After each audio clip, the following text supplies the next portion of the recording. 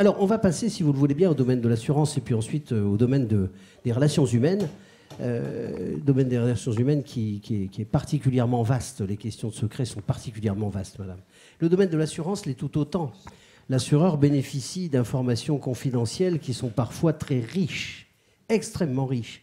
Et je pense au cas où, dans le secret du contrat, il peut y avoir certaines difficultés, mais c'est à la limite du contrat. Lorsque le contrat est dénoncé à l'initiative de l'assureur pour une raison quelconque, notamment parce que le risque devient insupportable, et que l'assureur motive sa décision, est-ce que cette motivation est susceptible d'être interprétée comme étant une transgression de la confidentialité à laquelle il est tenu ? Oui, il faut poser une question importante et au préalable, je préciserai que dans le domaine de l'assurance, qui est affecté par ce problème de la gestion du secret, c'est les deux grandes familles d'assurance qui sont concernées. En fait, le monde est binaire dans l'assurance. Il y a l'assurance vie et l'assurance non-vie. C'est l'expression un petit peu anglo-saxonne. Et ce problème... Qui vit quand même. Hein. Qui vit quand même. Voilà, c'est cela. Malgré la crise. Alors, les sociétés d'assurance vie et les sociétés d'assurance non-vie, ou de YARD, voilà. Incendie, accident, risque divers, sont concernés par le secret. Alors, avant de répondre à votre question, je vais rebondir sur un point qui a été évoqué tout à l'heure, dans la première partie du symposium, sur la question du secret médical et de l'assureur. Oui. L'assurance vie, notamment c'était posé à propos de l'assurance emprunteur, l'assurance vie est vraiment concernée par le secret médical, c'est une évidence. Pour un motif bien simple, qu'il faut bien avoir en tête, c'est que avant de rentrer, quand on est candidat à l'assurance, quand on est proposant, avant de rentrer dans l'assurance, il faut faire une évaluation du risque médical. Et l'évaluation du risque médical ne se fait pas comme ça, d'un claquement de doigts. Tu as quel âge, tu es de quel sexe, tu fais quel métier, je te tarifie. C'est pas comme ça. Ça rejoindra des questions d'ailleurs de ressources humaines, hein, donc, en termes de risque. Il y a, disons, des outils qui sont proposés, et c'est là où on commence à rentrer dans l'intimité du proposant. Tout dépend de l'importance des capitaux concernés. Si les capitaux sont relativement faibles, c'est pas compliqué, c'est une simple déclaration. Alors, ce qui est marrant, c'est qu'on parle de déclaration de bonne santé. On parle de déclaration de bonne santé. C'est une déclaration de santé, ou autrement dit, dans le jargon opérationnel des assureurs, une DS. Alors, on remplit la DS, et la DS est envoyée, la déclaration de santé est envoyée, pas n'importe où, elle est envoyée par le service de production qui reçoit, qui est en face à face avec le proposant. C'est envoyé sous enveloppe cachetée, ça c'est la procédure, je vais y revenir, et ça arrive où, pas n'importe où, au service médical de la société, du service de production de la société. Bon. Donc il y a, disons, des règles internes sur lesquelles je reviendrai qui existent et qui prévoient cette transmission de données confidentielles avec ce premier outil qui est la déclaration de santé. Si les capitaux sont un peu plus élevés, c'est un questionnaire médical. Là, on va être un peu plus intrusif. On va poser des questions plus précises. Il y en aura plus 5, il y en aura 10, il y en aura 15. Des questions qui permettront d'appréhender toujours ce fameux risque médical et de tarifer. Tarifer avec éventuellement des exclusions, c'est important, ou des majorations, bien sûr, compte tenu de la réalité du risque. Et puis, il y a une troisième catégorie. Les capitaux sont vraiment très élevés, il y a pas mal de zéros, et dans ce cas-là, on va demander, en plus, de faire des investigations, de faire un ECG, de faire un fonds d'œil. Voilà, des investigations poussées qui permettront d'obtenir, par voie de convergence, une certaine idée, au niveau du service de tarification, une certaine idée de la réalité du risque. Bon, donc, les questions qui sont posées, c'est des questions qui sont posées dans un but technique pour avoir un outil d'évaluation. Maintenant, c'est vrai, il ne faut pas faire d'angélisme, mais il ne faut pas faire de diabolisation. Il y a des incidents chaque année. Il y a des contentieux sur la question de la divulgation de données médicales, personnelles. C'est vrai, on ne va pas dire le contraire. Et ça touche les deux familles d'assurance. Vous savez que dans l'assurance, on est dans le monde binaire. Il y a les assureurs traditionnels, qui sont membres d'une fédération qui s'appelle la FFSA, puis les assureurs sans intermédiaire, non traditionnels, qui est regroupé dans le GEMA. Et ces deux familles d'assurance ont adopté une règle dont on n'a pas encore parlé depuis cet après-midi. C'est une règle puisée dans le soft law. On a parlé de hard law, on a cité les loi dispositions, normative, la loi normative, souvent des lois d'ordre public qu'on a évoquées cet après-midi. Mais il y a aussi un soft law, c'est-à-dire des normes conventionnelles qui sont adaptées par une fédération professionnelle. Là, deux fédérations professionnelles, deux familles de fédérations professionnelles, et qui s'engagent précisément pour organiser ce que je venais d'évoquer, les données médicales personnelles qui permettent la tarification. Mais c'est bien toute la question, Maître, parce que la soft law, c'est un concept très anglo-saxon, Oui. et c'est un concept au départ qui est corporatiste. Oui. Le risque, c'est que ce concept ne vise qu'à la protection du dépositaire. C'est aussi, alors il faut, vous avez raison, ça vise, du moins, ça permet de fiabiliser l'organisation interne des sociétés d'assurance versus souscription et versus sinistre. Vous avez raison, c'est pour, disons, sécuriser, pour ne pas exposer. Mais au bénéfice de qui? Je suis d'accord avec vous, au bénéfice de l'organisation. Mais l'objectif poursuivi, c'est la protection de l'intérêt de la personne. Le bénéficiaire en bénéficie indirectement. En bénéficie aussi. J'enlèverai l'indirectement. Voilà, donc il existe ce soft law qui a été mis en place et qui prévoit, disons, l'organisation, le chaînage de l'organisation du flux des informations nominatives, personnelles, qui sont des informations à protéger. Alors, il est vrai que ça fonctionne généralement assez bien. Il y a des dérapages régulièrement dans toute société. C'est le fait de toute organisation. Mais je vais citer à ce sujet un chiffre non pas propre aux assurances de personnes ou aux assurances Yard, mais un chiffre global, pour essayer de relativiser les choses. Vous savez combien de sinistres il y a chaque année, en Yard et en vie? Vous allez nous le dire. Il y a 10 à 12 millions de sinistres sur le marché français qui, mécaniquement, surviennent chaque année. Et vous allez nous dire combien d'incidents? Il y a combien de contentieux judiciaires, c'est-à-dire de réclamations, toutes branches confondues, sur ces 10 à 12 millions, il y a 3,5 à 4% de contentieux sinistres, de contentieux de règlement de sinistres chaque année. Donc, il faut relativiser. Il y a 96%, on va dire, des dossiers. J'entends bien, Maître. Mais le mathématicien qui est mon confrère, parce qu'au-delà du fait qu'il soit expert comptable, il a fait beaucoup de mathématiques, Pierre, il est polytechnicien, il vous dira que le problème, c'est de ne pas tomber dans le stochastisme des 3,5%. C'est-à-dire de ne pas être aléatoirement dans les 3,5%. La question est celle-là, tout de même. Et de faire tendre les 3,5% vers 3%, vers 2,5%, vers...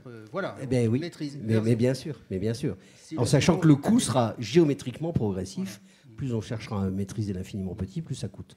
Voilà. Alors, je termine pour répondre à votre question, et je m'en tiendrai essentiellement en assurance de personnes. Donc, le soft law, qu'est-ce qu'il a décidé?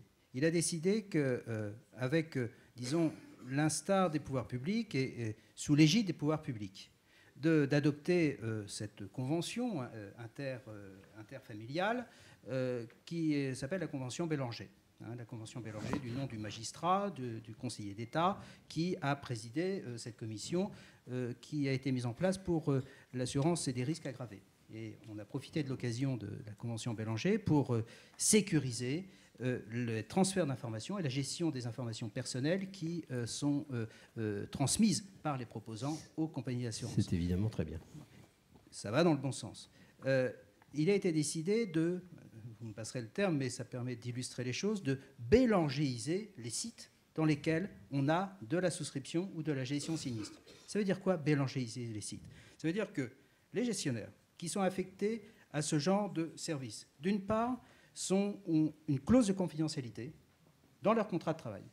Ça veut dire qu'ils sont amenés effectivement à avoir des informations personnelles, sur des données personnelles sur la santé des clients ou futurs clients. Clause de confidentialité. Deuxièmement, les sites sur lesquels ils sont, l'accès est protégé avec un badge. L'informatique est sécurisée. Peut-être mieux que dans certains établissements publics de santé qu'on évoquait tout à l'heure. Deuxièmement, je ne sais pas. On ne fait rapport à aucune situation évoquée tout à l'heure. Oui. Troisièmement, les transferts par fax sont sécurisés. Et quatrièmement, les dossiers sont toujours dans des armoires qui sont fermées à clé. Bon, ça c'est la règle. La règle est-elle respectée L'homme est faillible et les organisations sont faillibles. Les normes sont écrites, l'organisation est en place et l'objectif c'est faire en sorte qu'il y ait un véritable degré de confiance qui puisse s'établir pour pousser l'assuré, le proposant, à révéler son véritable état de santé, à ne pas devoir cacher certaines choses, parce que la sanction est drastique en matière de droits des assurances. On l'a évoqué tout à l'heure, rapidement, de façon indirecte. Mais en cas de fausse déclaration à la souscription, notamment, la sanction, c'est quoi? C'est la nullité du contrat. Exactement. C'est un des rares contrats dans notre système réglementaire et législatif dans lequel il y a une 5e sanction qui est la sanction de la nullité. 5e sanction de nullité qui est la sanction de la nullité pour fausse déclaration intentionnelle. Donc on a fait en sorte que la confiance puisse instaurer, qu'il n'y ait pas d'aspect de comportement rétif de la part du proposant. Et je pense que la Convention Bélanger, qui doit être améliorée, dont le respect doit être suivi, c'est évident, est un premier pas vers la sécurisation et le rétablissement de l'esprit de confiance entre le proposant et l'assurance. Alors, mon propos n'était absolument pas critique à l'égard de la soft law. Bien au contraire, c'est sans doute un des moyens de trouver un levier pour régler toutes les questions justement d'état limite à l'assurance. Et on voit bien qu'il y a une convergence d'intérêts. En matière de ressources humaines, parce que l'entreprise est détentrice d'informations tout à fait essentielles qui tiennent à la vie privée des gens, qui tiennent même maintenant aujourd'hui à leur santé et aux risques qu'ils sont susceptibles de présenter. Parce que si l'assureur est concerné, l'entreprise, en tant que contributeur de la charge d'assurance, est également concernée, elle, bien évidemment. Et elle est donc tout à fait intéressée aussi à connaître l'étendue du risque que fait subir un salarié. Jusqu'où va-t-on dans ce domaine et jusqu'où le secret est-il protégé? Alors, quand vous parlez de l'entreprise, vous parlez donc de la personne morale. La société économique, voilà. Oui, ça peut être une association, oui. C'est voilà. Bien sûr. Moi, ce que je voudrais évoquer, c'est le fait qu'effectivement, dans mon métier, donc, en charge des ressources humaines dans une entreprise, je me trouve quand même à l'intersection justement entre la personne morale, qui est détentrice de l'information in fine, et puis ceux qui vont me donner l'information ou qui sont concernés par l'information. Je m'explique, les salariés, lorsqu'ils... donc ça démarre par le recrutement, mais ensuite par tout le suivi donc, de leur dossier personnel, effectivement dévoilent un certain nombre de choses, soit des données nominatives, ça commence par le numéro de sécurité sociale à l'embauche, l'adresse, le lieu de naissance. Donc tout cela, il y a des déclarations à la CNIL, on fait en sorte que ce soit évidemment protégé. C'est consigné au dossier. Et puis ensuite, dans la vie, dans l'entreprise, il y a les évaluations annuelles, il y a un certain nombre de choses qui sont partagées avec mon service. Et tout cela, jusqu'à ce stade, ce sont des informations qui sont logées dans un endroit dans l'entreprise, mais qui ne sont pas encore connues en tant que telles de la personne morale. Est-ce qu'ils sont accessibles ? De la personne qui a le lien d'autorité sur le salarié. Voilà. Donc toute la difficulté de mon métier, c'est vrai que le métier de DRH à la base, c'est de valoriser les relations humaines dans l'entreprise, de suivre les compétences et de faire en sorte que le droit du travail et la législation sociale soient bien appliqués, soient respectés. Mais au-delà de cela, il y a effectivement un dialogue permanent avec les salariés. Alors, vous parlez de problèmes médicaux, vous parlez de problèmes qui peuvent être financiers. Il y a tout simplement aussi la vie au quotidien, donc le déroulé de leur contrat de travail, de leur mission fonctionnelle au sein de l'entreprise, dans le cœur de métier, qui peut susciter des confidences. Ça ne va pas jusqu'au secret, mais ce sont des confidences qui peuvent intéresser ou interpeller la personne morale et dont on peut avoir connaissance de façon, on va dire, privilégiée. De ce fait, la difficulté que nous avons, c'est de savoir jusqu'où on peut conserver ces choses confidentielles, puisque notre profession n'est absolument pas réglementée. Bien sûr. Parce que nous avons un lien de subordination nous-mêmes avec l'employeur, puisque nous sommes nous-mêmes salariés. Et ce que nous faisons en général, c'est simplement une appréciation subjective de l'opportunité de dévoiler. Bien évidemment, tout ce qui est de l'ordre médical, comme je le disais tout à l'heure, on travaille de façon tripartite avec la médecine du travail, avec le CHSCT lorsqu'il est présent. Mais là aussi, il y a des choses que le salarié va vouloir conserver confidentielles également à l'égard de l'extérieur, et ça commence par le médecin du travail. C'est sans doute légitime. Voilà. Donc il y a en permanence alors je ne vais pas prendre le mot balance, mais une espèce de balisage à mener en interne. C'est vraiment très subjectif, comme je le disais, pour savoir ce qui relève vraiment de l'ordre de l'importance par rapport à l'intérêt de l'entreprise, qui est quand même dans ma mission, et les intérêts privés du salarié. et les intérêts privés du salarié dans le cadre de son contrat de travail également. Je dirais qu'il y a 80% des informations dites confidentielles qui me sont dévoilées, qui concernent le déroulé du contrat de travail. Les informations d'ordre médical, d'ordre personnel, ça reste tout de même de l'ordre plus exceptionnel. C'est environ 20% de ce que je pourrais classer d'informations confidentielles. Il y a quelque chose que je n'ai pas mentionné encore, c'est la relation avec les délégués du personnel et les institutions représentatives du personnel, CHSCT et ainsi de suite. Voilà. Je dirais qu'eux, ils ont, donc de par la loi, une obligation de discrétion. C'est l'article 2325.5 du Code du travail. C'est une expression plus faible que le secret professionnel ? Alors, cet article précise... dans la portée, la densité plus faible ? Ils sont soumis au secret professionnel pour tous les procédés de fabrication dont ils ont connaissance. Et ils sont soumis à un devoir de discrétion pour toutes les informations classées confidentielles qui sont dévoilées par l'employeur. Donc c'est bien par l'employeur, donc par la société, par la personne morale. Donc là-dedans, on ne retrouve pas finalement les informations dont moi je vais pouvoir avoir accès de la part des salariés, mais également on va retrouver tout de même les informations qui sont fournies par la société, par l'employeur. Voilà. Très bien.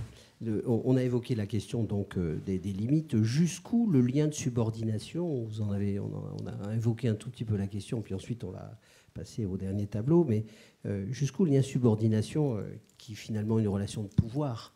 Moi, je me souviens de la phrase du père Jean Mousset, qui est un philosophe, qui disait « Le pouvoir est peut-être une liberté de violence, et souvent une liberté de violence. Il faut être très prudent avec ces questions. » Jusqu'où ce lien de subordination peut conduire un employeur à prendre connaissance alors qu'il n'exerce pas la fonction qui, structurellement, lui donne accès à ces informations, de sorte que, finalement, il y accède sans aucune limite.